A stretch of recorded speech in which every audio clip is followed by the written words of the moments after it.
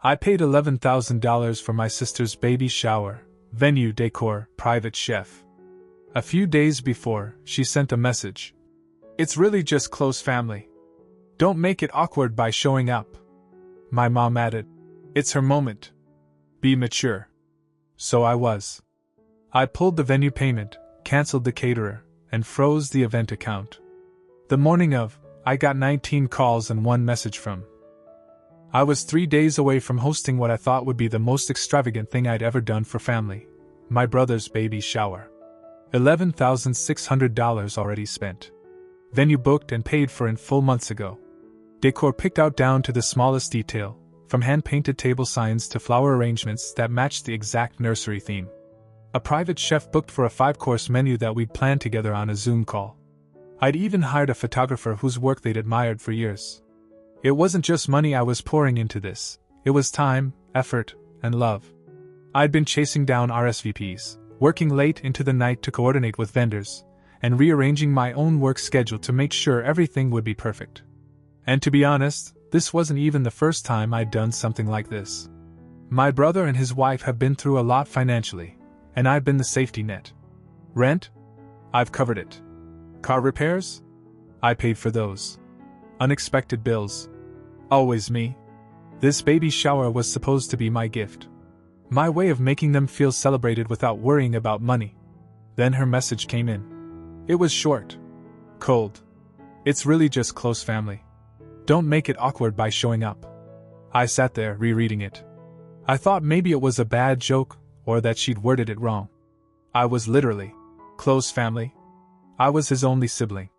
But no, it was exactly what it looked like. She was uninviting me from the baby shower I was bankrolling. Before I could even think of how to respond, my mom's text arrived. It's her moment. Be mature. That one hit harder than hers. I'd expected my mom to defend me, to say something like, "Of course Alex will be there." Instead, she was telling me to step aside. Like I was a guest who'd somehow overstepped. Something shifted in my head right then. I didn't even feel angry at first. It was more like a sudden, cold clarity. If I wasn't welcome to be there, my money wasn't welcome either. So I acted. I called the venue and explained there was a change in plans. Payment reversed. I emailed the chef and apologized, canceled the booking, and took the hit on the deposit. I contacted the decorator and told her to stop all work. Then I logged into the event account I'd created specifically to cover surprise expenses, and froze it. By the time I was done, every moving piece of that shower had been dismantled. The entire thing collapsed in under 2 hours. The following morning, I woke up to 19 missed calls. Half from my mom, half from my brother, and a few from unknown numbers.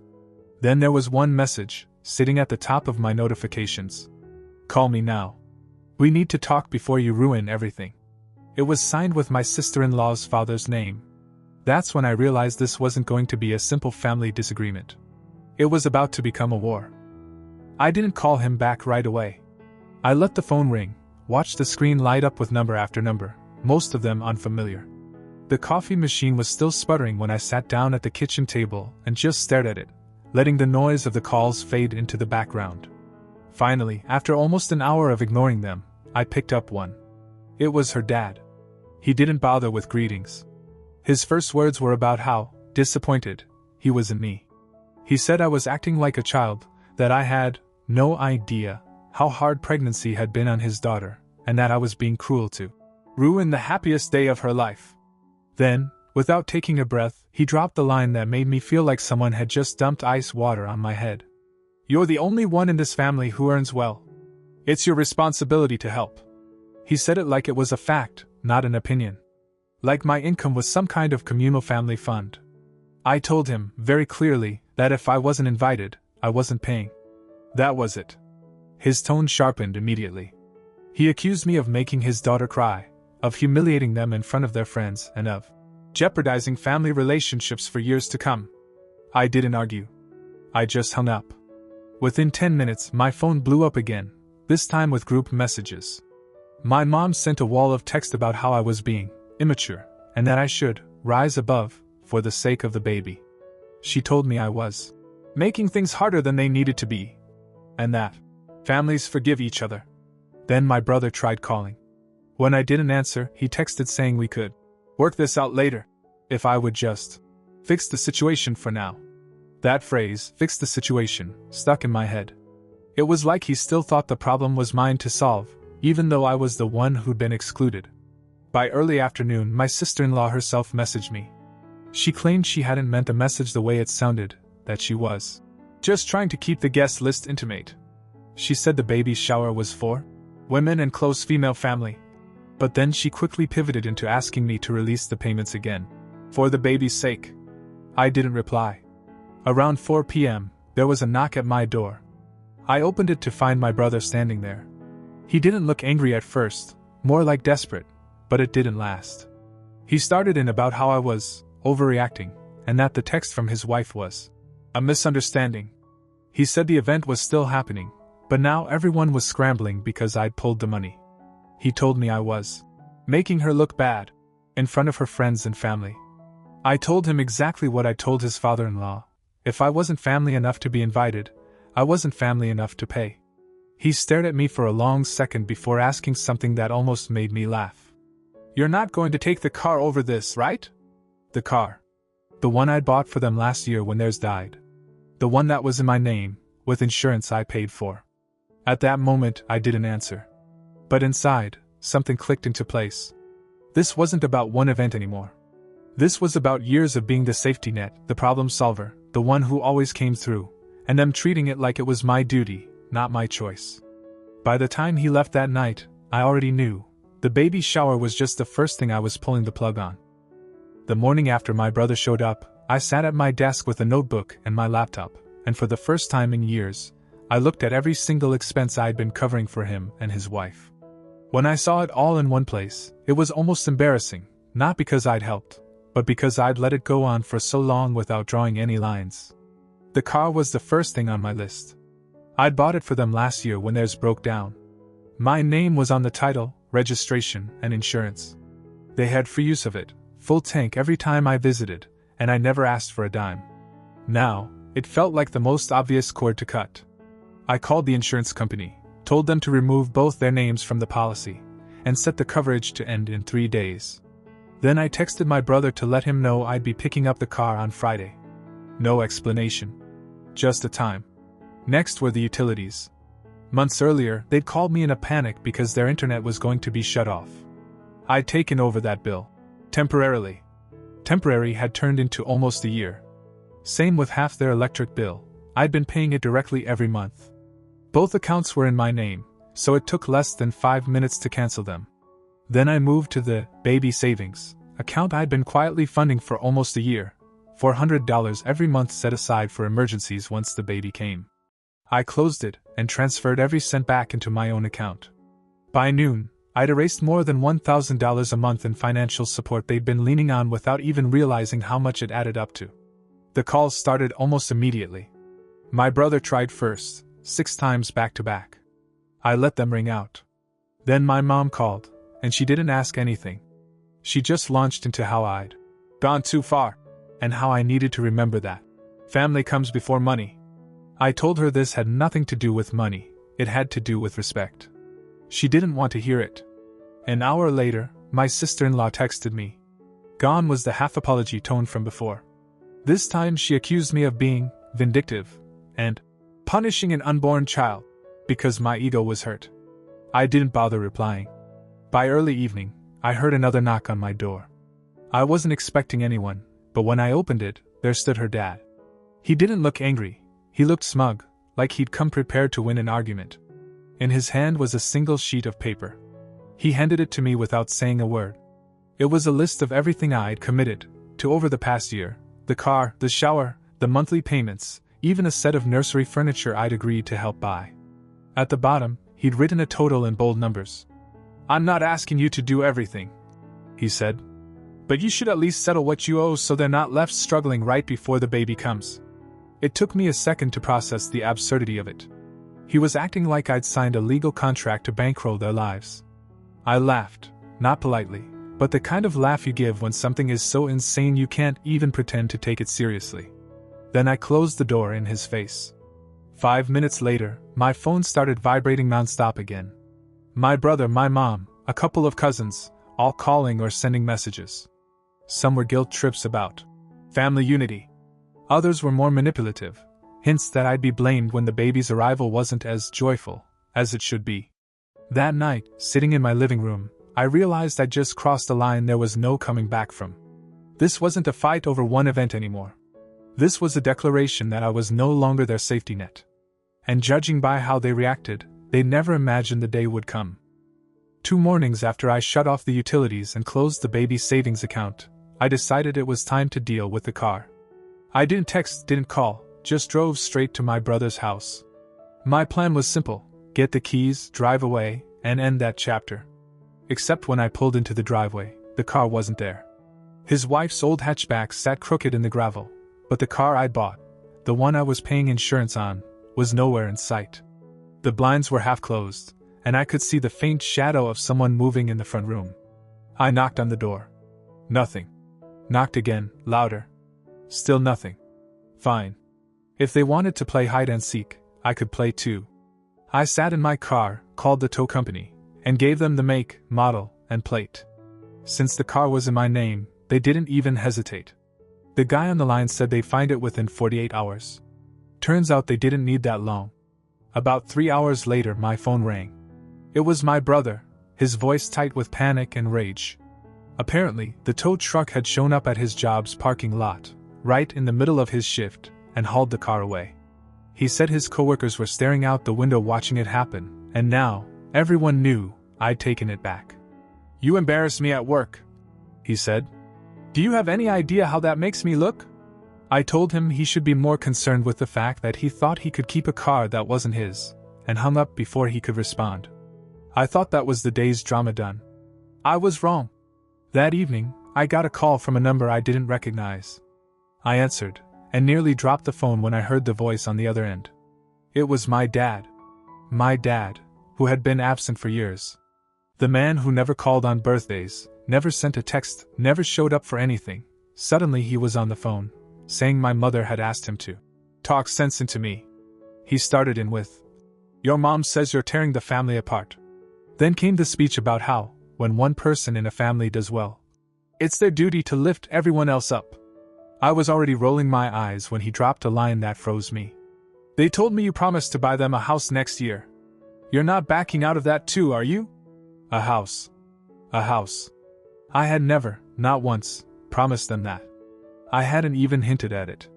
But apparently in their version of events, I was already locked into future gifts I never agreed to give. After that call, I realized this wasn't just them taking advantage of me in the moment. They had been planning future ways to keep me on the hook. The next morning, I made another call, to the furniture store.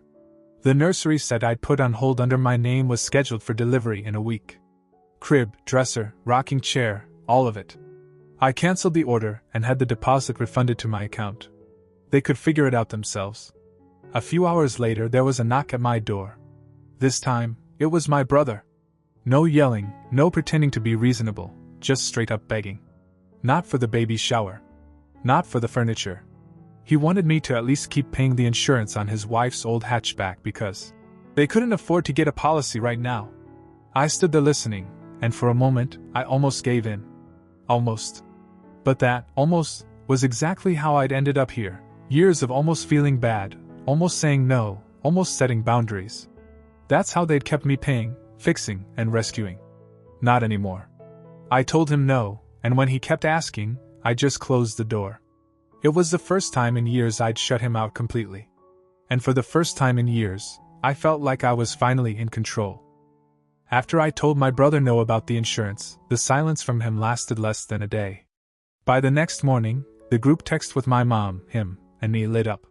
Mom started it with, "Alex, enough is enough. You're hurting the whole family. Put the past week behind us and move forward." My brother followed with, "I'm sorry for how things went down with the shower. But don't punish us by taking away things we need to survive." That word, survive, got me. Survive from what? They still had jobs. They still had a roof over their heads. This wasn't survival. This was them missing the luxury of having me cover the gaps. By afternoon, my phone rang again. It was my mom. She didn't waste time. She said I had made my point and that now I needed to show grace, by reinstating some of the support. She said I was taking things too far by cutting off the car, the bills, the furniture, and everything else. I asked her if she thought it was okay that I was uninvited from the baby shower I was paying for. She skirted the question. Said it wasn't worth ending the relationship over. But in my mind, the relationship had been ending for a while. This was just the moment I finally admitted it to myself. 2 days later, I went to the tow lot to collect my car. I brought it home, parked it in my driveway, and for the first time in months, felt like something that was mine was actually mine. That night, my brother called again. Not angry this time. Just defeated. He said he'd do anything if I'd just give the car back or keep helping with a few essentials. When I didn't answer, he started listing things: the phone bill, gas money, even grocery gift cards. It was like watching someone try to bargain down a sentence. I didn't say yes to any of it. The following weekend, my parents invited me over for dinner. I went, thinking maybe they'd finally see my side. Instead, it was an ambush. My brother was there. My sister-in-law was there. Even her dad was there. The conversation started polite, then shifted fast. My mom said she'd raised me to always take care of family. My dad said money wasn't meant to be hoarded. My brother said this wasn't just about him anymore, it was about setting an example for the baby. I realized then that they weren't actually interested in fixing the relationship. They were interested in fixing their access to my wallet. So I stood up, told them they'd have to figure life out without me, and walked out. No long speeches, no dramatic goodbye, just done. That night, I blocked my brother's number. And for the first time in years, I felt something I hadn't felt around my family in a long time. Peace.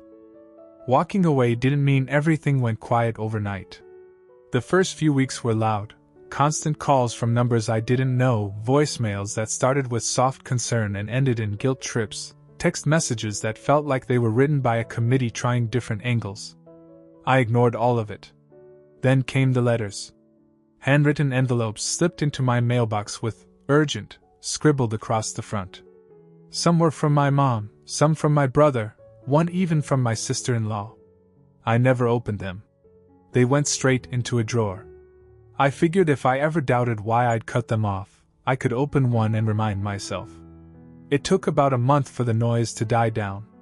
And when it did, the silence was almost unsettling. Over time, updates about my brother came in sideways, through cousins or friends of friends. Apparently, the fallout hit him harder than I expected. With no car from me, no utilities in my name, no extra cash slipping into their account each month, they had to make real changes. He sold a bunch of things they couldn't afford to keep: electronics, gaming equipment, a piece of jewelry his wife had gotten from her mother years ago, even her old hatchback. I braced myself for a downward spiral, but then I heard something that surprised me. He got a second job. Not something glamorous, warehouse work on the weekends, but it was steady, and he stuck with it.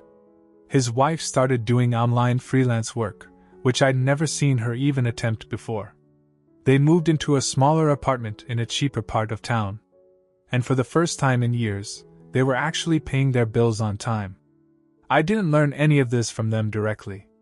In fact, the first time I saw real proof of it was when my cousin sent me a photo of my brother holding his baby, smiling in a way I hadn't seen in years. No forced grin, no tension in his eyes. He looked lighter. It hit me in a strange way. I wasn't there for the birth. I wasn't there for the first birthday. But in that picture, I could see what I'd been saying all along: he could stand on his own.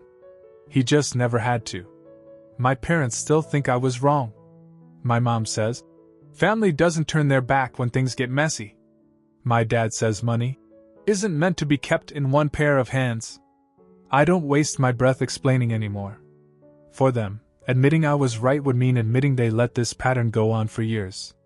The rare times I see my brother now, holidays, a random family barbecue, it's civil. We talk about the weather, sports, nothing deep. There's no shouting, no awkward apologies. Just two people who happen to share blood and a history, but no obligations. And the truth is, I still care about him. Cutting him off didn't erase that. It just shifted my focus to someone I'd been neglecting for years: me. If there's one thing I've learned from all of this, it's that love without boundaries isn't kindness, it's enabling. And sometimes the most loving thing you can do for someone is step back and let them figure it out themselves. The irony? Without my help, my brother's doing better than he ever has. And so am I. 2 months after the baby was born, I was finally used to the quiet. No constant buzzing phone, no last-minute emergencies to cover, no guilt trips showing up in my mailbox. I'd started sleeping better. I'd even taken a weekend trip, something I hadn't done in years because I was always saving for whatever crisis my brother and his wife would throw at me next. Then, out of nowhere, I got a knock at my door. It was a weekday afternoon, and I wasn't expecting anyone. When I opened it, I froze. My sister-in-law was standing there. She wasn't holding the baby. She wasn't smiling.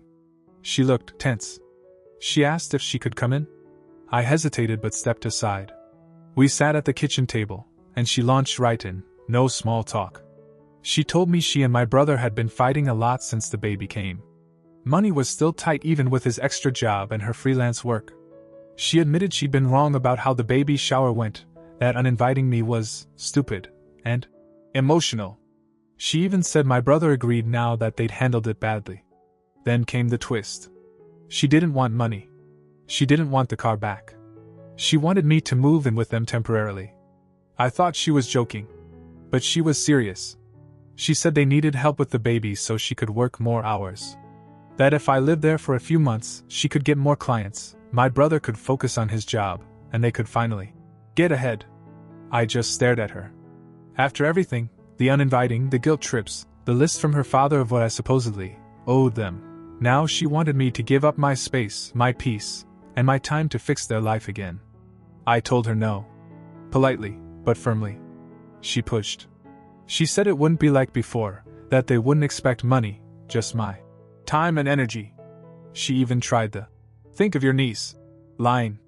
I walked her to the door and told her I hoped things worked out for them, but I wasn't stepping back into that role.